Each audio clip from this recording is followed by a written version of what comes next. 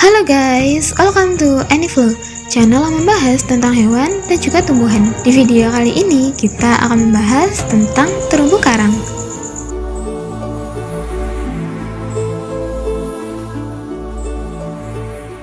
Terumbu karang adalah ekosistem yang luar biasa dan menakjubkan di dasar laut.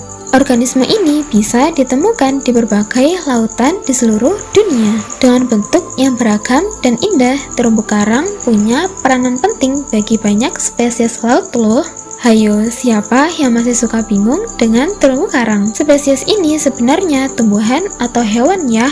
Lalu sebenarnya apa sih manfaat dari terumbu karang sampai-sampai kita harus terus menjaga dan melestarikannya? Nah, biar nggak bingung-bingung lagi, yuk cari tahu fakta-fakta menarik tentang terumbu karang berikut ini.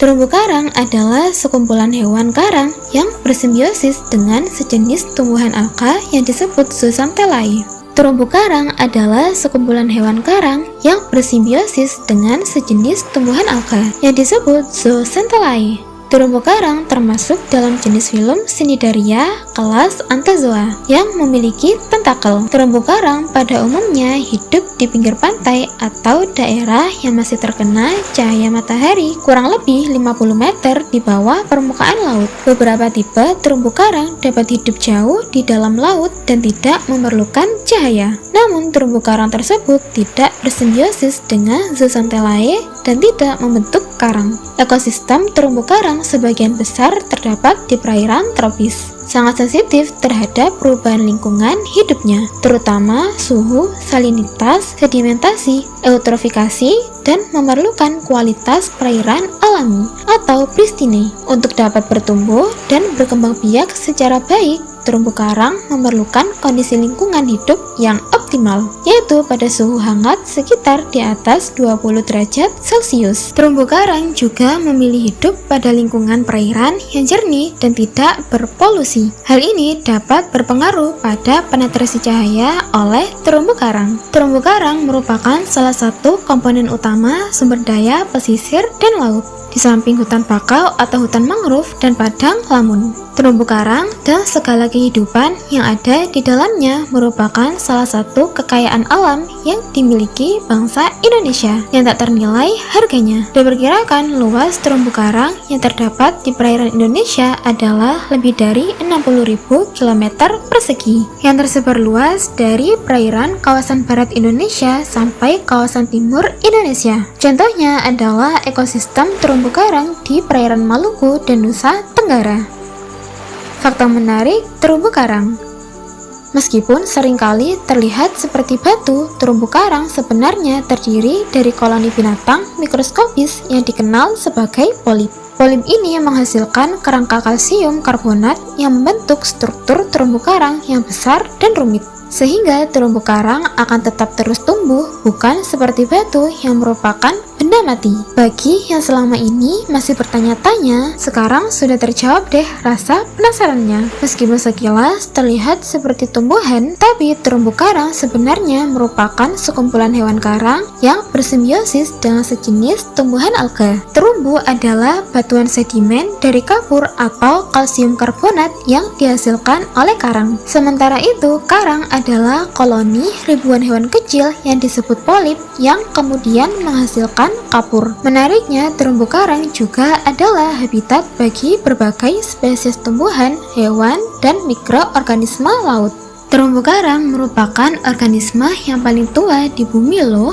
Organisme ini diyakini telah ada selama lebih dari 50 juta tahun. Jadi tidak heran bila hewan ini dianggap sebagai salah satu ekosistem paling tua di bumi. Ternyata layaknya makhluk hidup lain, terumbu karang juga membutuhkan sinar matahari loh. Polip karang hidup dalam simbiosis dengan alga mikroskopis yang dikenal sebagai Zooxanthellae. Alga ini memberikan nutrisi melalui fotosintesis dan memberikan warna terumbu karang yang indah. Oleh karena itu, terumbu karang tumbuh baik di perairan yang terkena sinar matahari yang cukup. Terumbu karang memiliki kemampuan reproduksi yang menarik. Beberapa terumbu karang bereproduksi secara aseksual melalui pembentukan tunas baru atau dengan membelah diri. Namun, reproduksi seksual juga terjadi di antara beberapa spesies terumbu karang. Proses reproduksi ini terjadi dengan pelepasan telur dan sperma ke dalam air, yang kemudian membentuk larva yang mengapung. Larva itu nantinya akan menempel dan tumbuh menjadi terumbu baru. Beberapa terumbu karang yang sangat besar telah menjadi dasar untuk pembentukan pulau-pulau di berbagai lokasi. Miliaran polip bekerja bersama-sama untuk membentuk kerangka karang yang kuat dan berkelanjutan. Seiring waktu, kerangka ini dapat tumbuh cukup besar untuk mencapai permukaan air, sehingga terumbu karang yang besar bisa menjadi pulau yang dihuni oleh manusia dan satwa liar. Biota laut yang satu ini termasuk ke dalam ekosistem karbon biru yang memiliki kemampuan untuk menyerap karbon dioksida, seperti layaknya pepohonan di daratan. Di tengah-tengah krisis iklim yang terjadi, peran terumbu karang pun sangat besar dalam usaha mengurangi emisi karbon. Terumbu karang ternyata juga berfungsi sebagai perisai yang melindungi pesisir pantai dari gelombang laut dan badai. Coba bayangkan kalau tidak ada pelindung ini. Laju abrasi ke pantai pun akan meningkat dan dapat mengurangi area pantai,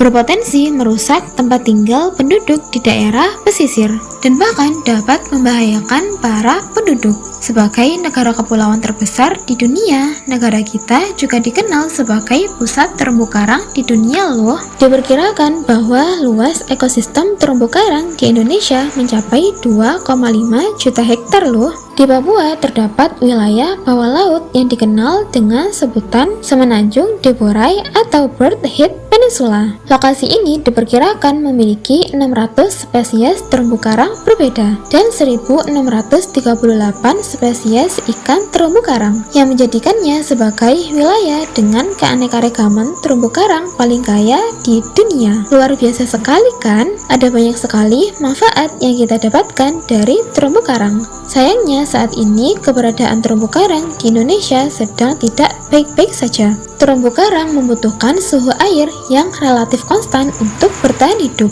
Peningkatan suhu air laut yang disebabkan oleh perubahan iklim dapat menyebabkan pemutihan terumbu karang. Selain karena kenaikan suhu, populasi yang berlebihan juga dapat membuat terumbu karang memutih. Perubahan suhu ini membuat polip karang melepaskan zooxanthellae mereka dan menjadi putih. Pemutihan ini seringkali merupakan tanda bahwa terumbu karang mengalami stres. Saat ini berlangsung lama, maka terumbu karang akan mengalami kematian. Saat karang memutih, sebetulnya mereka tidak langsung mati, tapi memang menjadi sangat rentan karena kelaparan. Agar mereka bisa sembuh kembali seperti sebelumnya, diperlukan waktu yang cukup lama, yaitu sekitar 10-15 tahun. Sementara itu, diprediksi bahwa terdapat lebih dari 50% terumbu karang yang mati dalam 30 tahun terakhir. Sedih sekali ya kedengarannya kalau keberadaan terumbu karang di dunia ini menjadi terancam. Maka dari itu penting banget nih bagi kita untuk menjaga keberadaan terumbu karang, seperti dengan tidak membuang sampah ke laut dan tidak mengambil ikan dengan alat yang berbahaya.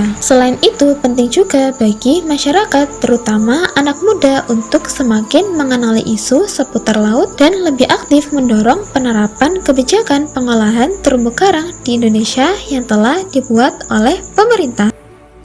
Terumbu karang membuktikan bahwa kekuatan sejati terletak pada keteguhan dan kesabaran. Mereka tumbuh selama ribuan tahun, menahan badai dan perubahan laut. Begitu pula kita harus tetap kuat dan sabar dalam menghadapi kesulitan. Itulah tadi sedikit fakta menarik tentang terumbu karang. Seru bukan belajar tentang hewan? Nah, kalian baru tahu yang mana nih? Komen ya, sampai jumpa lagi, bye-bye.